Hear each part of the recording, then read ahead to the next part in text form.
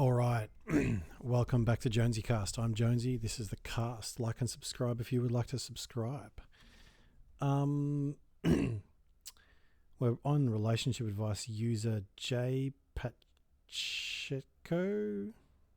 914 19 minutes ago. Advice about moving on. All right. I've read the whole post.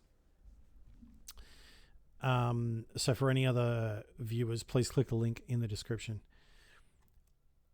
J Pacheco, here is what I would say. You've said down the bottom, the first thing I want to address is I've asked her to tell me it's over and there's no chance of reconciliation, but she refuses. That's kind of rude of her, but it takes courage to make that decision, and clearly she doesn't have that courage. Says she loves me but doesn't want me to wait. She confirmed the only issue was the lack of sex or intimacy. Okay, I'm here to tell you that that wasn't the only issue. The main issue is that she put herself before the relationship. Okay, so, and look, all power to her if she wants to do that, but I mean, that's what happened. She's had an issue. So it seems, if you look at the actions, it seems that the priority for her was intimacy and sex. The priority for her was not a long-term relationship in which there's mutual support and commitment, right? That's the main issue. The main issue is that you were with a person who was thinking of themselves first. Now, that worked from January to September, but now it's not working anymore. So the problem is that even if you get back with her, what's to say that she doesn't do the same thing, right? Look, I've made that mistake. I've had girls make that mistake to me. I mean, I'm 34 now, and I wasn't the man I needed to be to meet my missus until 32, and that's when I met her. So, I mean, if this girl's not the kind of girl that you need, and it doesn't seem like she is because she is focused on herself. And again, I'm not blaming her for doing that, but there are consequences to being selfish. And those consequences are that you don't get a loving, committed, consistent, stable relationship. Okay. Now it seems like that's what you want. And I don't think you're going to find it with her. Right now, given that we've just had that conversation, let's get to the main crux of the post. Is it over? Yes, it's over. Okay? It's over. And when you come to terms with that, when you accept that, the pain of that truth will start to subside. There's a reason that acceptance is the last stage of grief. Because when you accept, you are on the highway out of grief, right? I mean, we all have grief to an extent for the things that have happened to us in our life. But that becomes a part of us and goes to the back of our head instead of right to the front where we're thinking about it, which is where you are now, right? Up until she had sex with this girl, she was still wanting to try to work stuff out. Well, that tells me again that she was at the well and the water dried up, but she didn't try to refill the well. She just went to another well. So now she's gone to another well and you're left heartbroken. I mean, it's fucking rude behavior, right? I feel like this came out of left field. I mean, I understand why you would feel that. It's probably because listen, we have trauma affects people in the way that so people get post-traumatic stress disorder and anxiety when what happens doesn't correlate with what they think can happen. So we all have a certain amount of beliefs and lenses through which we see the world. And then something happens that completely changes the way we see the world and comes up against our beliefs, right? And when that happens, we get shock or trauma or PTSD. Now, you're not going to get PTSD from this, but you're going to learn something from it. And that is that this girl was not the right girl.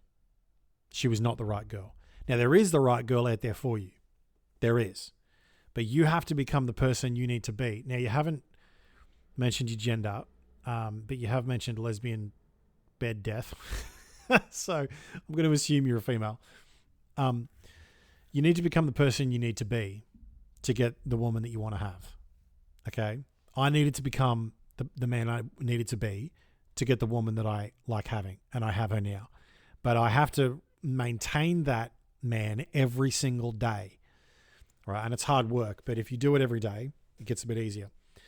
The issue that you've got is that it seems like you were not enough for her, but don't let that bother you. I mean, I'm not enough for a billion women, right?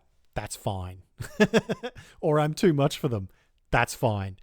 Because I'm pretty much perfect for the girl that I'm dating now, right? It's all about suitability, right? It just means that you weren't suited to this human being.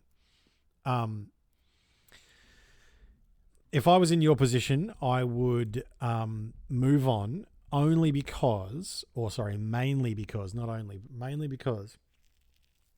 right now you have a ghost in the position that a human should fill. And you can't let someone else fill that position until that ghost is gone. Now, the first person that should fill that position is you. So you need to love you. You need to be okay with you. You need to not need someone to compliment you, because then when you become someone that you love, that you respect, that, you know, you work hard and you fucking earn that self-esteem, that's when, bang, the right person will just walk into your life just by accident. Because that person is waiting out there for you right now. But they can't meet you because you're not in the right headspace. You're not in the right body space. You're not in the right time, right? So what is needed here is time and self-reflection. And look, if I was you, I would try to sort out, to the best of your ability, your depression. I mean, I'm not a doctor, so I'm not going to tell you how to solve that problem, but you should talk to some doctors to find out how to solve that problem. I know that exercise works, meditation works, yoga works, being around friends, you know, like doing things that are good for your mental health, and then making a consistent habit of that. But if you get to a place again where you're feeling good and you're feeling tight, don't go back to this girl, because this girl has already proven that she's willing to put her over us. Okay. And in not a long time span. I mean, if you were in a relationship for 5 years and then these issues were started to occur 2 years ago, and, you know, she's just had this brutal experience of feeling unloved and underappreciated, et cetera, there's more reasons to do what she did. Again, it doesn't justify it, because you should never be in a relationship that is working and something comes out of left field. What that means is a lack of communication. And you also have to understand this. When people break up, when person A breaks up with person B, whoever they are, male, female, doesn't matter. When person A breaks up with person B, that's just them letting person B know that they already broke up with them in the past. This girl's already moved on. She's already moved on. And maybe she doesn't want to have a chat with you and inform you of that, because that takes courage. It's why people ghost each other on Tinder and Bumble all the time, because it takes courage to tell someone, I'm not for you, you're not for me, you know, we need to move on. It takes courage to tell the truth, right? So I don't think this girl's going to tell you the truth. I think she's going to just let you work it out by yourself. And I feel for you because of that, right?